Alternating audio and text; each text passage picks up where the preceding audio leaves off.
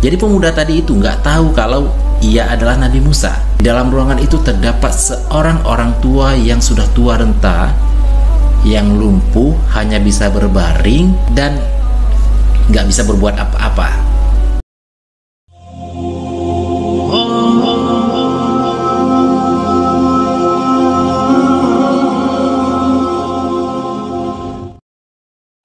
Assalamualaikum warahmatullahi wabarakatuh, Sobat Muslim. Jadi ini adalah kisah tentang Nabi Musa alaihi salam. Nah, pada suatu ketika Nabi Musa alaihi salam pernah bertanya kepada Allah.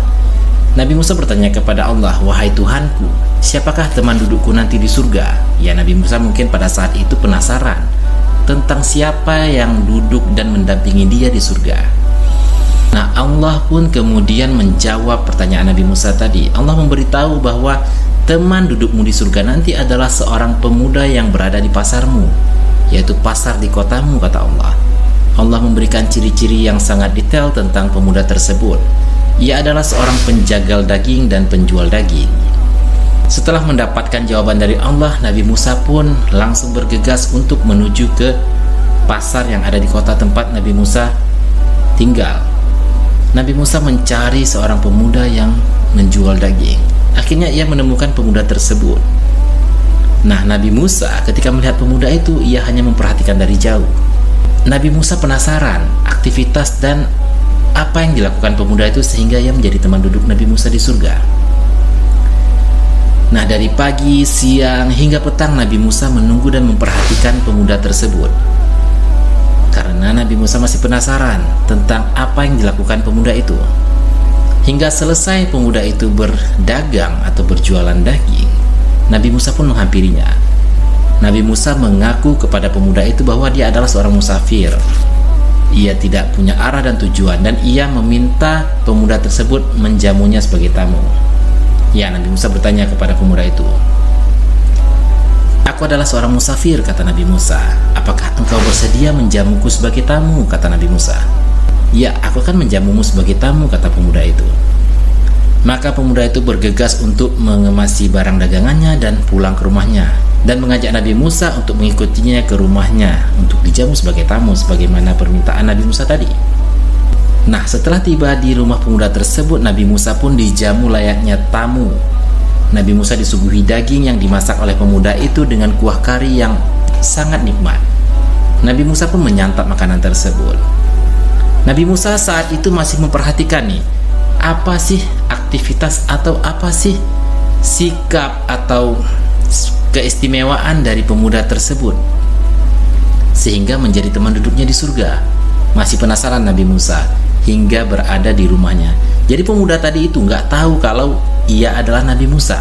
Nabi Musa hanya mengaku sebagai seorang musafir dan ingin dijamu sebagai tamu. Nah, setelah pemuda itu menyuguhi makanan kepada Nabi Musa, pemuda itu masuk ke sebuah ruangan yang ada di rumahnya.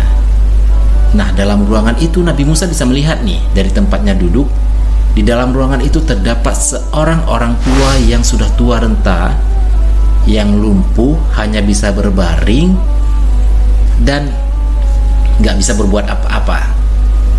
Nah, pemuda itu membawa nampan atau wadah yang besar ke dalam ruangan itu, membawa makanan ke ruangan itu.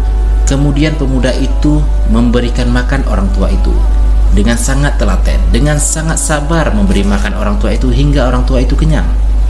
Pemuda itu juga membersihkan bibir orang tua itu setelah makan, bajunya yang kotor setelah makan, dan pemuda itu juga memberikan minum kepada orang tua itu dengan sangat sabar dan dengan sangat telaten. Kemudian pemuda itu juga mengganti pakaian orang tua itu. Nabi Musa terus memperhatikan pemuda itu. Nah, setelah selesai memberi makan orang tua itu, setelah selesai membersihkan pakaiannya, mengganti pakaiannya, sebelum pemuda itu keluar dan hendak keluar membawa nampan atau wadah dan makanan yang dibawa masuk ke kamar tadi, Nabi Musa melihat orang tua itu mulutnya komat kamit. Nabi Musa bisa melihat dan bisa mendengar apa yang diucapkan oleh orang tua lumpuh tadi. Orang tua tadi nggak bisa ngapa-ngapain, hanya berbaring saja. Namun Nabi Musa bisa mendengar apa yang diucapkan oleh orang tua itu. Nah, orang tua itu mengucapkan bahwa Ia berdoa kepada Allah agar anaknya bisa menjadi teman duduknya Nabi Musa di surga kelak. Masya Allah, sungguh luar biasa. Ya, orang tua itu mendoakan agar anaknya, yaitu pemuda tadi, menjadi teman duduknya Nabi Musa di surga kelak. Itulah yang membuat Nabi Musa akhirnya terpecahkan rasa penasarannya. Ternyata ini yang membuat pemuda tersebut menjadi teman dudukku di surga nanti, kata Nabi Musa dalam hatinya. Setelah melayani orang tuanya tadi, pemuda itu keluar dan menghampiri Nabi Musa lagi. Nabi Musa kemudian bertanya kepada pemuda tersebut, "Siapakah orang tua yang berada di dalam ruangan itu?" kata Nabi Musa. Pemuda itu pun menjawab, "Dia adalah ibuku yang sedang lumpuh, yang lemah, tidak bisa berbuat apa-apa, hanya bisa berbaring." Kemudian Nabi Musa berkata kepada pemuda tersebut, "Wahai pemuda penjagal daging, bergembiralah kamu," kata Nabi Musa, "bahwa sesungguhnya kamu adalah teman dudukku di surga nanti. Ibumu mendoakan selalu kepada kamu agar menjadi teman dudukku di surga nanti. Dan Allah telah mengabulkan itu," kata Nabi Musa kepada pemuda itu. Akhirnya pemuda tersebut tahu bahwa itu adalah Nabi Musa, dan dia sangat bersyukur dan ya alhamdulillah bahwa dia telah dipertemukan dengan Nabi Musa, dan Nabi Musa telah mengatakan hal tersebut, yang Allah menjanjikan bahwa pemuda itu menjadi teman duduknya Nabi Musa. Nah, dengan begitu pemuda tersebut semakin giat dan semakin tekun dan semakin sabar dan ikhlas untuk merawat ibunya. Masya Allah, sungguh pemuda yang luar biasa yang menjadi teman duduk Nabi Musa alaihissalam. Nah, sobat muslim, jadi hikmah dari kisah tersebut adalah kita senantiasa harus selalu merawat ibu kita, merawat ayah kita, merawat orang tua kita dengan ikhlas. Hanya dengan mengharap ridha Allah dan ridha orang tua kita, maka kita akan dijamin surga insya Allah. Nah, itulah sobat muslim, kisah seorang pemuda penjagal daging di zaman Nabi Musa alaihissalam yang dijanjikan oleh Allah sebagai teman duduknya Nabi Musa di surga kelak. Jika antum memiliki informasi lain untuk melengkapi kisah tersebut, silakan komen di bawah. Jazakumullahu khairan kasiran. Assalamualaikum warahmatullahi wabarakatuh.